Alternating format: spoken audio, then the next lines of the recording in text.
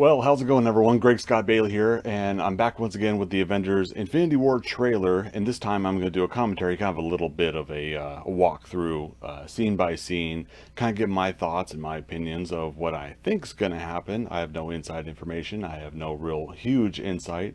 I've read some of the comics, I've known some of the characters for years and years, so I could probably at least say what can happen there. But as we know with the Marvel movies, they could take the title of something and completely do a different story. So I just want to pre-warn everybody that these are just my thoughts, my opinions. These aren't facts. I don't have any sources, nothing like that. And as a reminder, there will be some spoilers from the Iron Man first movie all the way up to Thor Ragnarok. So, and some speculation for Black Panther and stuff like that. So, just bear with me there. If you don't want to hear spoilers, don't want to know what happens in other movies, if you haven't watched them yet, turn this video off, save it for later. Don't worry, I'm not going to like spoil major things, but some of the stuff I think I'm going to go into just might, still ruin a few things. So just keep that in mind. Okay, so without further ado, we'll start off with the very first image here. Right off the back, I'm paused it at the beginning of the trailer, which shows a planet that they're zooming in on. Now, it could be just some insignificant planet. Some people were saying that this is just a reused image from Guardians of the Galaxy, the opening planet that they went and got the orb from in the first place. But I actually think that it's possible this could be Xandar, the homeworld of Xandarians, but also the Nova Corps. So I'm I'm kind of worried, because that means Thanos is probably going to destroy Xandar, or at least the Nova Corps capital, the building, take out all of the rest of the remaining core, just to get to that stone that they have in their vaults. So that's what I'm thinking that we're getting a little bit of a hint of here with the very opening scene. Now, as I go through these, you're going to see a little bit of a jump cut in this video, so just don't mind that, all right? Okay, so next scene, we actually see Robert Downey Jr., Tony Stark. Initially, when I first saw this trailer, I thought he was holding someone's hand. Looks like he's just holding his own hand, we're given a really like emotional moment for this character, which I really like. I think that's one thing that Tony Stark's really needed to do, is he's needed to break down some more in this universe, so that we could also see him build back up. Now, a lot of people are starting to say, well, the true villain of the Marvel universe is Tony Stark. He created Ultron. He created a lot of the mess that some of the folks get into. But at the same time, you also got a guy that in his heart, is trying to do something for Earth and for humankind and for the people. And he's had a really interesting kind of flip in his life, where he didn't want to follow the rules, then he wanted to become the rules. That's where Civil War came into play.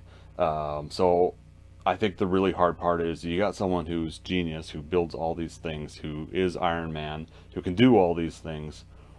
What do you do with that intellect and that mind, knowing that you could save people, and yet by saving people you also lose people? So it's one of those things where it's like, I don't envy the mind of Tony Stark and what you can do, or what you should do or shouldn't do in your life. So this shot right here, let alone, I think he is embracing just an embodiment of what's going on. And I know it's just a real quick scene, but that scene alone really does give me just this emotional impact. It set me up for this trailer. It was just really wonderful to see. So after this, we have this really fun two-part scene here, where we have Bruce Banner, obviously after changing from the Hulk. I believe he has fallen through into the Sanctum Sanctorum, because the next shot here we have Wong and Doctor Strange both looking at him. You can see right through the ceiling here. You can see right here where where he fell through. Really fun scene there. I haven't heard any other speculations other than the Sanctum Sanctorum, because in another shot you see the stairs broken, and so chances are that's where Bruce Banner, the Hulk, both fell through, and he probably changed into Bruce Banner after he fell. I'm looking forward to see not only Doctor Strange in this, but I'm glad to see we're getting some more Wong. At the very least in this trailer, we're getting to see Wong a lot, so that's cool. Now, this is a huge emotional heartstring moment for me because you see Vision and Scarlet Witch together. I like this romantic little interlude in the story, and the fact that you see Vision not only like with her, but you see him as a human.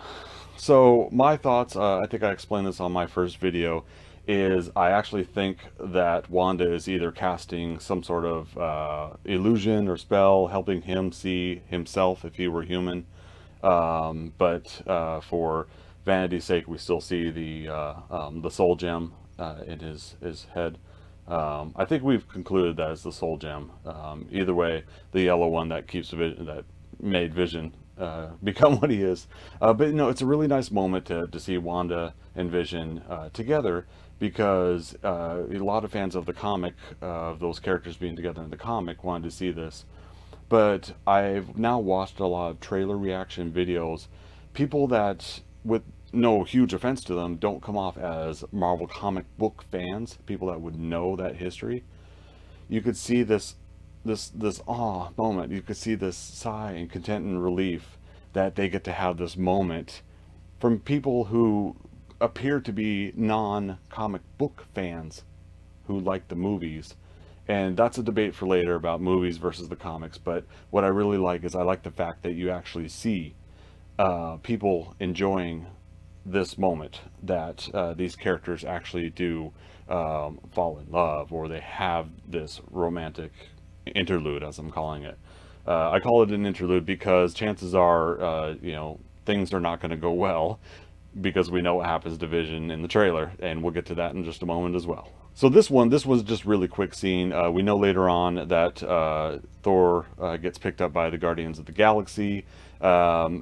The spoilers that I'm going to talk about for this, if you haven't seen Thor Ragnarok, I'm about to spoil post-credit end scene, so fair warning. In the post-credit scene, you see the ship that rescues most, if not all, the Asgardians, or as many Asgardians as Loki, Thor, Valkyrie, and Hulk can rescue. And so they're on that ship, and that ship runs into a much bigger ship. A lot of people say that that much bigger ship is Sanctuary 2. Sanctuary is where Thanos in the big asteroid field was sitting on a throne. So Sanctuary 2 is his massive ship. So my speculation is that basically they go ahead and they attack that ship. They find out that the Asgardians are on there, knowing that either they can sense or know that the cosmic cube, the Tesseract, is on board, or just knowing that the Asgardians are there. They may like take advantage of the moment that, hey, you guys used to have some of these Infinity Stones, gems, whatever you want to call it. So my speculation is that they obviously wreck that ship, go through all the people, and I'll get to a little bit more of that in a moment.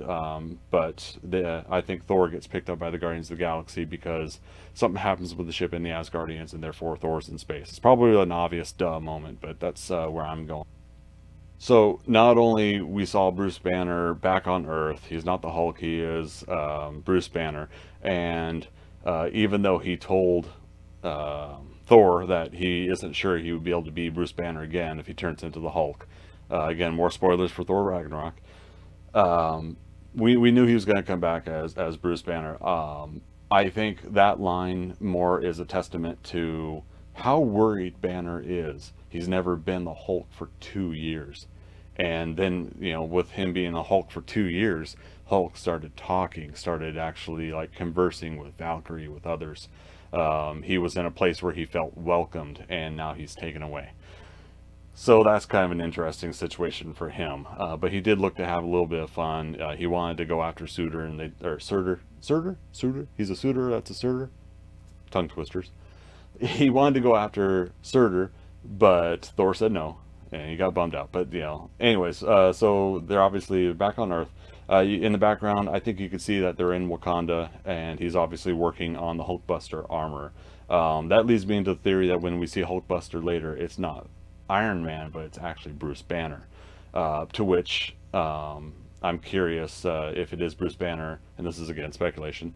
If it's Bruce Banner, it'll be probably a really interesting moment where the Hulkbuster armor will probably get taken down, and then you'll see Hulk rip out of it. That's just my thoughts.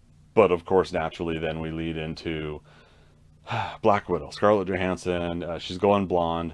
Two ways we could think of that. One, the actress just is probably tired of dyeing her hair, but and actually don't know what Scarlett's natural hair color is. I'm guessing blonde.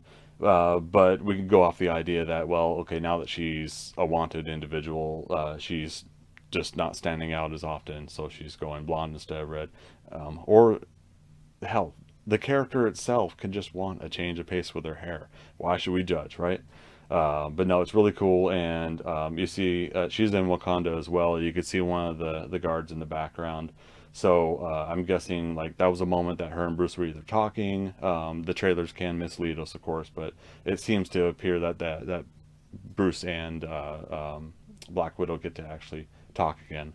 So what I find really cool is the tonal structure of this entire trailer almost has a three-act structure. A couple other folks that I watch on YouTube also brought up the same thing.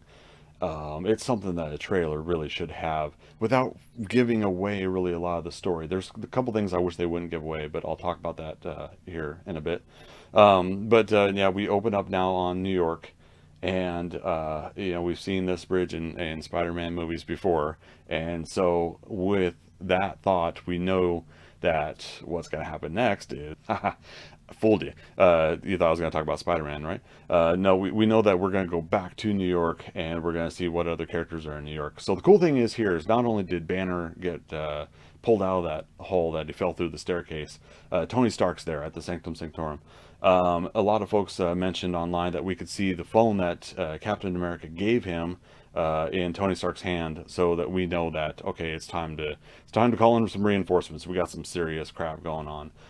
My guess is again, if Thanos attacked the Asgardian ship, somehow, some way, Thor makes it back to Earth and crashes on Earth, which is kind of scary. Like if Thor could survive an atmosphere re-entry of Earth, I don't know. Maybe he came in through a pod. I don't know, but that kind of thought is real scary. I think there'd be a bigger hole through the Sanctum Sanctorum roof and staircase. It'd be a big meteor pit. But no, once again, so we get to see all of them. But I'm guessing that naturally something they hear, something devastating is happening, or Banner's probably telling them, "Hey, something's coming," and then of course they hear what's coming. So they're all turned and they're gonna go see what's going on. Which leads us to when Tony actually leaves. This is a really nice, fun moment because right here, as he's leaving, just a little bit after I paused here, you'll actually see where he's holding the phone to. So it's just that obvious clue that he's calling in Captain America, Steve Rogers, who actually might not be Captain America at this point. A lot of people think he's going to be Nomad. That to me is kind of irrelevant. It's kind of a neat little Easter egg, but it's really kind of irrelevant as far as the movie versions of this goes. So, okay, so here it is. Here's where Spider-Man has the hair-raising moment. A lot of people are saying that this is his spider sense tingling moment. The other thing is it could just be a static charge from a spaceship that's hovering over New York that he's about to see after this scene.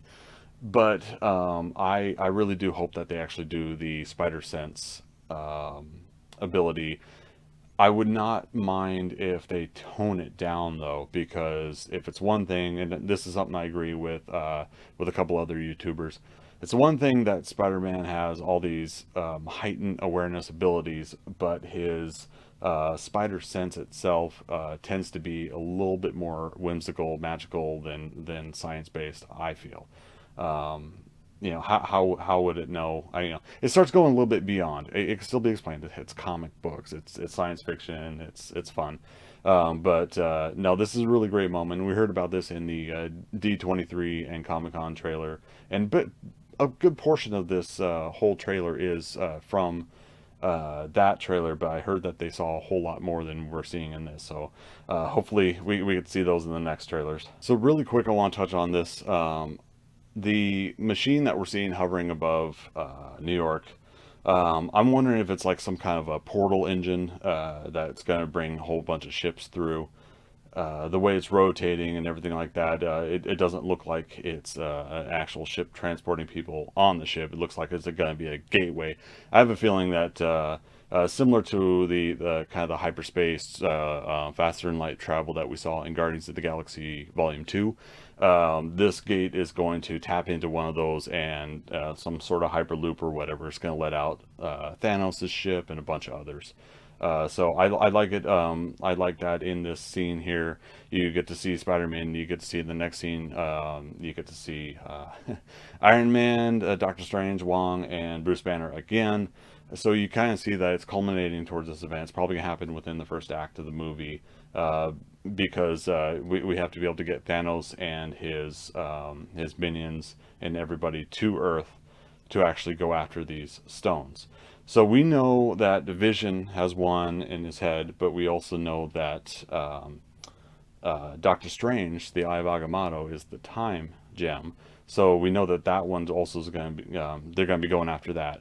So chances are this is where they're going to be attacking the Sanctum Sanctorum and trying to get the time gem from Doctor Strange. So here I'm not sure if this and the next scene with Loki is actually of Loki walking over Asgardians that have died on the ship that they're on, or if this is Xandar or what's going on. But if it is on the Asgardian ship, I think the chances are that the next scene, Loki is presenting the Cosmic Cube, the Tesseract, to someone.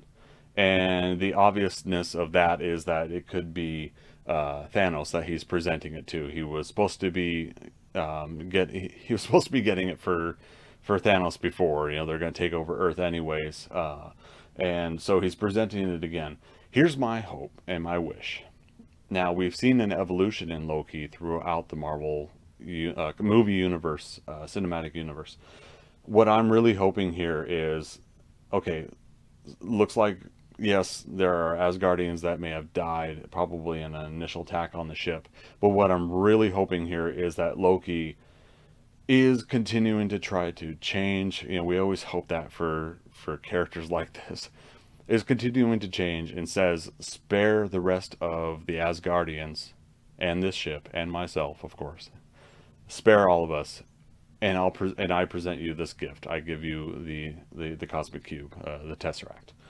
I'm really hoping that that's the case, and in that situation, that's where you hope that Thanos not only spares them, but maybe at that point, Loki then says, "I will get rid of Thor," and then Thor is basically ejected from the craft into space to where he meets up with the Guardians of the Galaxy, something like that. So I really hope that we, once again, the trickster is trying to make a deal, make a bargain. Not necessarily Doctor Strange's bargain, but tries to make a deal with Thanos to make it look like, you know, fine, I'll get rid of my brother. And then, of course, that leads it to Thor still being alive and possibly coming back and saving the day kind of moment that Loki has seen his brother do many times. So I hope Loki is continuing on a path of redemption. As much as I like the mischievousness of Loki, I really don't believe in the complete evilness of Loki. So that's what I'm really hoping. I'm hoping this is a path to redemption for him, which I'm really worried will lead to also his demise. We've seen it before. We've seen it already in Thor: Dark World, but you know, what's to say this time it can't be true again? Okay, and here he is. Here's Thanos without a helmet. Initially, I was kind of bugged by this with some of the preview images they were showing of Thanos. We were seeing him without his helmet. A lot of people were saying that he looks too pink in color. He should be more purple. When he comes out of the portal, he's purple right here. The coloration, I wouldn't really worry about. I don't think this is an Ivan Ooze Apocalypse X-Men movie kind of situation. I think this is honestly where he's appearing out of this portal. That planet, the atmosphere has a kind of reddish yellow hue. I think it, you know, it makes sense that his tone is not going to stay that way. But one thing I did want to touch on with Thanos, and I don't want to rib jab too much into DC and Justice League. This is an example of why I actually really prefer either the CG or motion capture of Thanos versus Steppenwolf in the Justice League movie recently. In just this moment alone, I'll play it a little bit forward here. Looks around, does a little half smirk with his face. Oops, skipping ahead. He does that little half smirk on his face, and just those mannerisms alone, there is character and there's expression in that moment.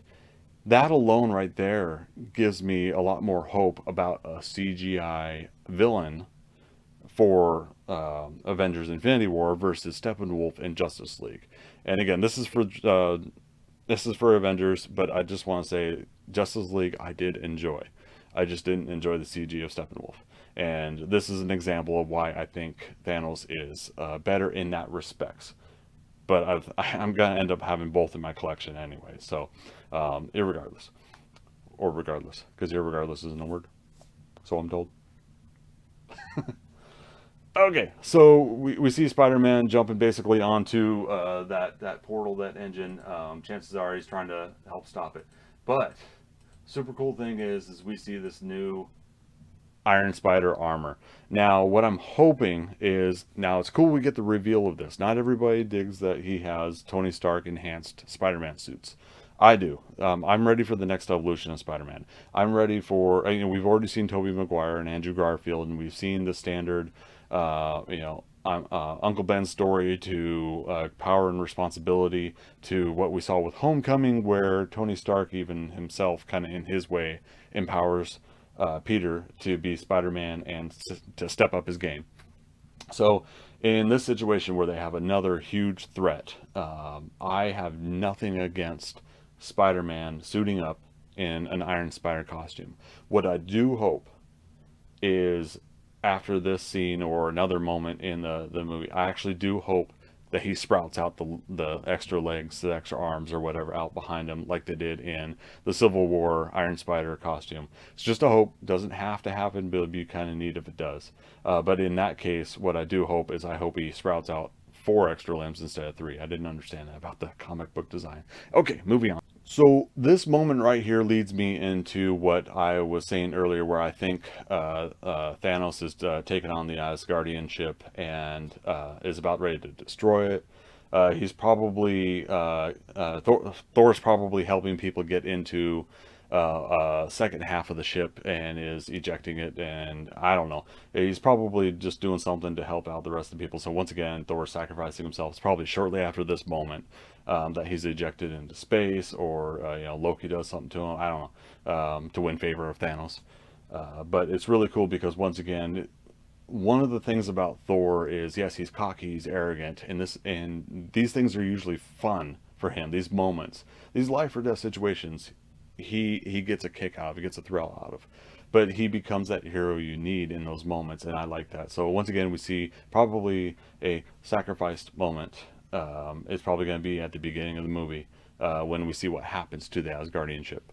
Okay, so this one was a difficult one to try to pause and sync up with, but this character, Proxima Midnight, is throwing a lance, and what I believe she's throwing at, or who she's throwing at, is Captain America, which we see here as it moves forward.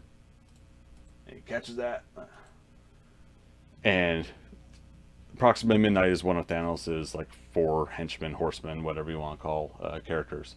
But it was a great reveal moment in this trailer, because then we kick over to Chadwick Boseman as Black Panther, saying, "Get these man a shield." It was great because at that point, you're talking about get the defenses going for Wakanda, get the armies ready, get this man a shield.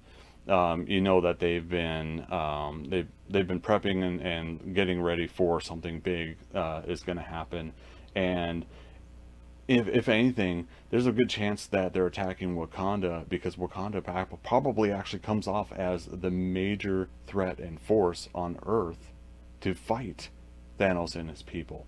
That's just my guess, because we find out in the trailers for Black Panther, and what we're going to find out in the movie in February, is that Wakanda is a technological marvel of a city. They have just an amazing and rich culture. So what I'm wondering is that are they going to attack because they come off as a major threat to Thanos? They know that those armies might actually end up being formidable against Thanos's. So what's going to be great is we get to see the King in action fighting against Thanos and his people. And of course, we get the reveal, bearded Captain America.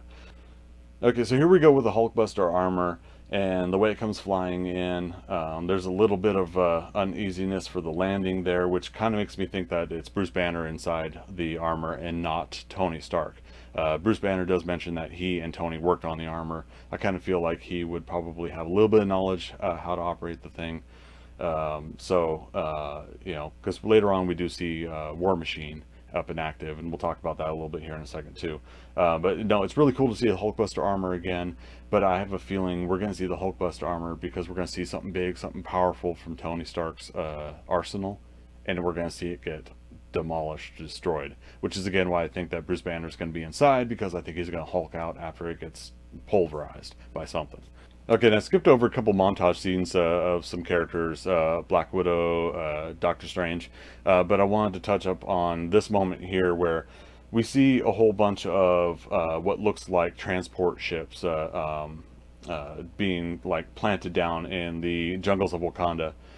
So this is probably what leads up to one of the battles at Wakanda I'm guessing they're going to have probably the Eye of Agamotto there, and maybe the last stand is in Wakanda. To try to keep the remaining gems safe, the stones. Again, some people call them Infinity Gems, some call them Infinity Stones, so I'll call them both. So now we start cutting into just like a lot of the action, a lot of quick little clip scenes here, and one of the greatest ones here is we just see Captain America just going toe to toe with people. Right after Captain America, friggin' Black Panther is taking on this four-armed creature, and it's just fun because he's got those vibranium claws along with his armor, and he's just going to be shredding through things. So it's really great to see everybody just kind of going toe to toe, see some of the action. Now, this is scary because it's one thing for Spider-Man to be strong and to be able to lift cars and be able to do a lot of things that he does. But when we see Thanos himself grabbing Spider-Man, that's a kid.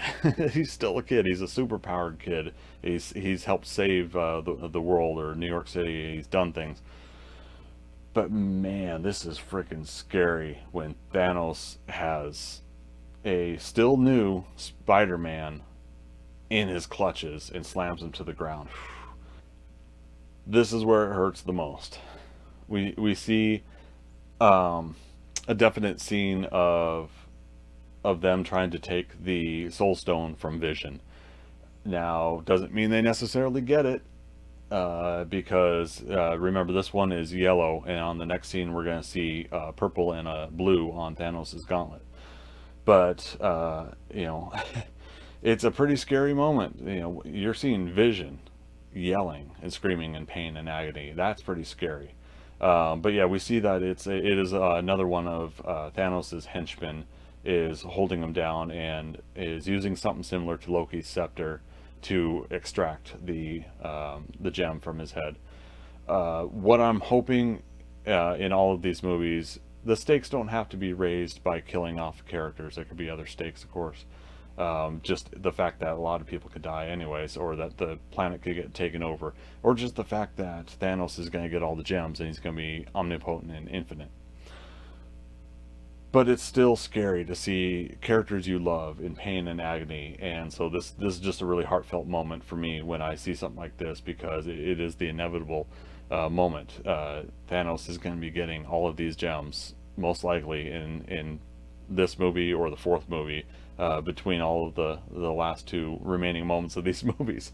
So, chances are they're extracting it. But we don't see it yet on the gauntlet, because in this following scene here, after he puts it on the gauntlet, you see he's got purple, he's got blue. Blue is got to be the Tesseract, and purple is likely the Power Stone, which he got from Xandar. So that's why I feel Xandar, or at least the Nova Corps capital of Xandar, that whole area probably is wiped out. That's probably what we saw at the beginning of the trailer. It's a pretty scary thought because we already saw like most of the Nova Corps wiped out in Guardians of the Galaxy. So it's true. It's like what did they have left to defend themselves? Granted, this is a galactic core, and there probably are like hundreds of thousands, if not maybe like a million people helping defend things across the galaxy. But how can they get back to Xandar? Anyways, the principles of all of it is kind of moot at this point because we see he's got the Power Stone and he had to have gotten it somehow.